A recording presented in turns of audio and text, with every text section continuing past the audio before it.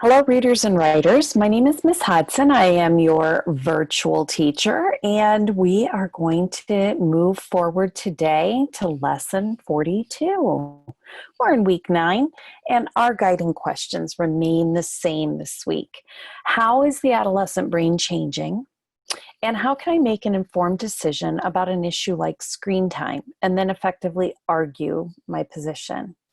This week, our lens for that second guiding question is really about how can I make an informed decision about an issue like social media apps and then effectively argue my position. So we want to be informed and we want to use real evidence. We don't want to make stuff up. We are intelligent and we want to have facts and reasons in order to advance our thinking and be advocates in our community and our families.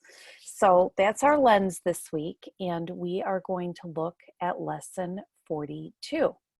So you need your article, as always, and today you will need your lesson 42 and the quiz. The quiz always has 4 questions, and you'll need a writing utensil. So if you need to get the article, the lesson, or the quiz, or a writing utensil, just pause the video, go grab that, and come on back.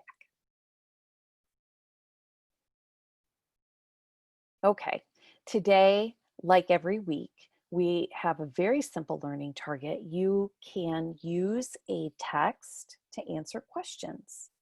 I can use a text to answer questions. There's always 4 questions, and they all stem from this article. So you can use this article in order to take the quiz, and it's all aligned to the topics that you have been reading and thinking, talking, and writing about this week.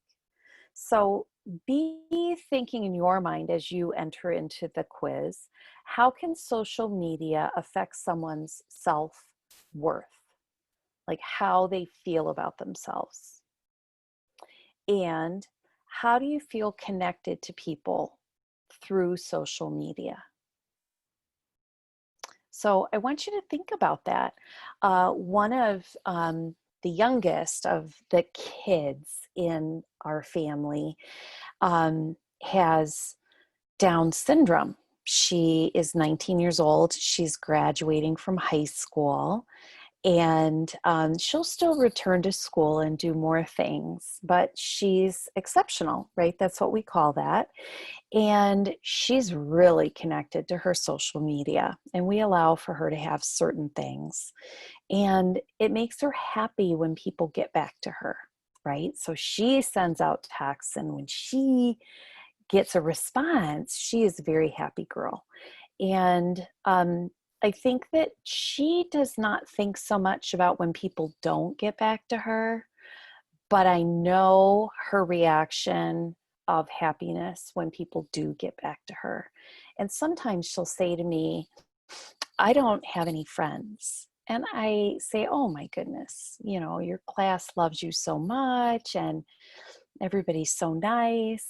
And she said, yeah, but I don't have friends because friends would call me back and friends would make plans. And so she feels not included all the time, even though she's loved and accepted. And, you know, if at school or out in the community, oh, there she is, you know, everybody's happy to see each other. But it's interesting how this makes me think about how it affects her and her understanding of what is a friend and who gets back to whom and what are the nice things or not so nice things that we say in a text or in a post. So just be thinking about that. Maybe you have some siblings, brothers, sisters, maybe some cousins, and their lens and experience about social media might be like this one. So I wanted to mention it. And I know when she's super happy and giddy, and then, you know, I don't know that it makes her sad the other way, but she knows who's getting back to her. I know she's keeping track of that. So what are some positive impacts that social media has on society? Maybe around activism, like forming a mission and being a part of something to improve the world? And how can people balance their use of social media with like real live interactions? So, not constantly on the phone, but, you know, being able to have an actual conversation with people out at restaurants or, with the family. So, I'd like you to use the article that you're going to have read several times this week and answer the questions in lesson 42 and keep this conversation going in your family.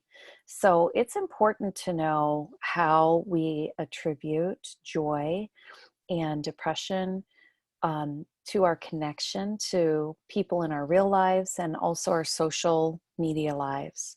So go ahead and use the article. There's no mystery here. You can read through this, answer the questions. Take about 10 or 15 minutes, answer the 4 questions, then come on back and we'll finish out today's lesson. Okay, so the learning target today was simply I can use the text to answer the questions, and I hope that that was really helpful for you. I hope that you keep this conversation going and that you're reading something for fun with a family member. My daughter and I are reading a book together. I think I let you know that last week, and really enjoying a little of the conversation. I think she thinks I'm silly most of the time, but this is just something that we're doing right now because we have a little time on our hands. So extra 20 minutes a day, have a little conversation. That's what we're about. This is the day where we take that number on your fluency reading from Monday and we compare it to today because you've read the article 4 or 5 times now. And so if you use a cell phone timer for 60 seconds and time yourself, you're probably going to get a lot farther than you did on Monday. So I realize you've done this a few times. I really appreciate your efforts. Look at that number and how it grows, and then you're going to be just done for the day, and I'll see you back here again tomorrow. So between now and then, I hope you make it a great day.